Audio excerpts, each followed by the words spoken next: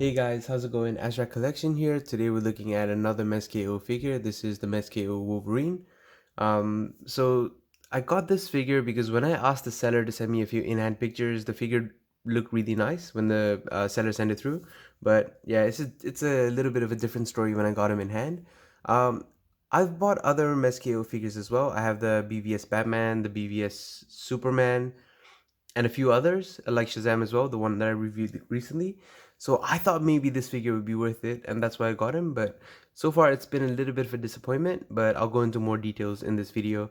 So to start off with, let's look at the face sculpt because that's a thing that I really liked about this figure.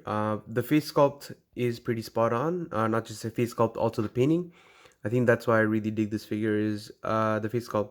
The painting's done really well. Usually MezKOs have pretty bad face painting or painting in general, but this one's painted really well, so that's why I like him.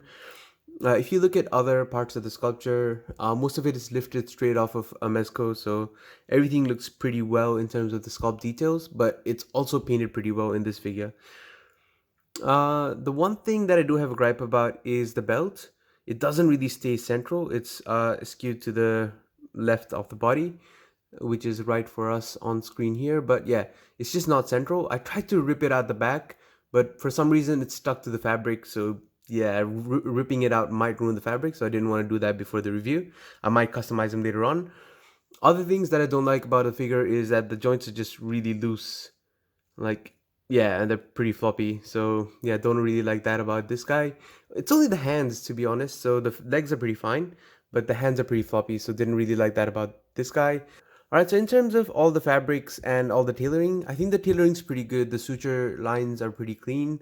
There's nothing that's weird or wonky about them. The fabrics are really nice as well, so they're good to the touch. They feel premium, but yeah, they're probably not. Um, you can see a lot of details even through the fabric, so you can see a little bit of abs as well. There's a lot of chest going on. He's got good musculature. The fabric does a really good job of highlighting everything. So there's lines or piping where it needs to be. It looks nice. It looks close to the original. So yeah, I really like that about the fabric.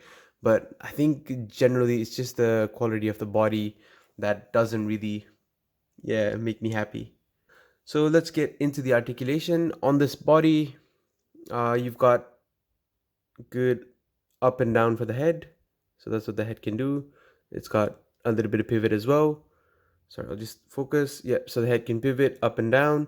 The neck is a little bit stiff, but yeah, I don't want to really mess with the hands because that popped off and then I had to super glue it back on, but I could probably try the other hand. So yeah, it could go up that much, go down that much, double bend in the elbows, but it's wobbly and the gauntlet kind of comes in the way.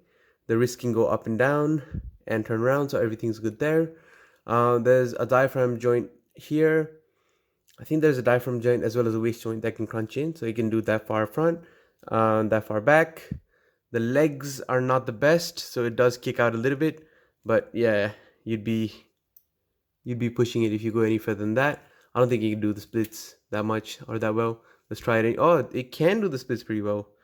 So yeah, color me surprised. The boots turn. There's double jointed joints in the knee, and there's a thigh swivel, and there's a waist swivel. But yeah, I wouldn't really want to work that. And the feet are on a pivot as well as, yeah, it just does everything. So you can go back and forth, and it can do the ankle pivots. So yeah, I mean, articulation is not that bad on the figure. It's really difficult to stand sometimes, but once you get it right, I mean, he stands. So in terms of the accessories, Wolverine comes with his base, which is common with all the MezKO or Mezco figures. He also comes with the stand that he can put on the base. He comes with an additional head sculpt, which is, yeah, like I said, it's painted pretty good, and I really like that. So yeah, he also comes with a katana and a sheath. So I'll just, there you go, katana and the sheath. So the katana can fit in the sheath pretty well. So yeah, that's cool. You could probably use it for other figures as well. He's got two katana holding hands. So they're gripping hands. They're pretty small, but yeah, that's done pretty well. And there's minimal painting on it, but it still gets the job done. And he's got two like reaching out hands. and he's got the two hands that are on the body that have the claws on them. So that's all he comes with in terms of accessories. All right, so let's get into some height comparisons. I wanted to start off with a few other Wolverine figures that I had, just to give you a sense of what our Wolverine looks like next to the other ones. So the one on the left here looks to be the tallest after the Mezco Wolverine, who's the tallest. So yeah, I guess I don't know what Wolverine, what wave that guy's from, but my brother gave him to me as a gift, so I really like him. I like the unmasked head for him, so yeah, that's the one there. And the one on the right here is the Build-A-Figure Apocalypse Wolverine. So yeah, he does look a little bit shorter, and the ears are done a little bit weird as well. So I don't like the angle on it. But yeah, the tiger stripe is my favorite version of the Wolverine. I just grew up on the 90s X-Men cartoons, so yeah. So that's a pretty good Wolverine, but a bit shorter than our Wolverine. But yeah, Wolverines are usually supposed to be shorter anyways. And on the right here, we've got the latest Wolverine, I think. That's from the Love Triangle 3-pack with Cyclops and Jean. So yeah, I think the Mezco Wolverine is the tallest here, but Mezcos are usually a little bit taller. Alright, so here we have Wolverine next to a few other X-Men characters. We've got the 3-pack Cyclops and the 3-pack Jean. So I think Wolverine is a little too tall in terms of the height comparison, because yeah, Wolverine is supposed to be like 5'3" and this guy's a little bit too tall. Yeah, but that's what he looks like next to other Marvel Legend action figures.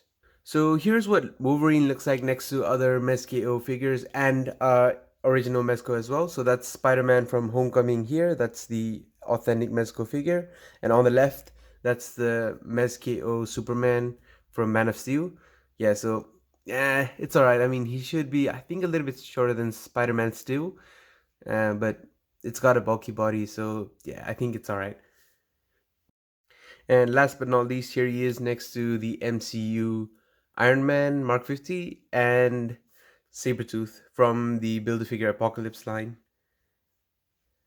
So in conclusion, I think this Wolverine's a fair enough figure. I mean, I wouldn't recommend buying it just because it's a good product, but it's got good head sculpts, it's got good accessories if you want it for that. It's alright. There are a few flaws as I've talked about in the video, so it might not be the most accurate representation of Wolverine, and it's a bit oversized, but the Mezco original one is a bit oversized also as well. So yeah, I wouldn't recommend it to everybody, but in case you wanted it for the body or for the parts or for the head sculpt, or if you want to customize it in general, it might be worth it.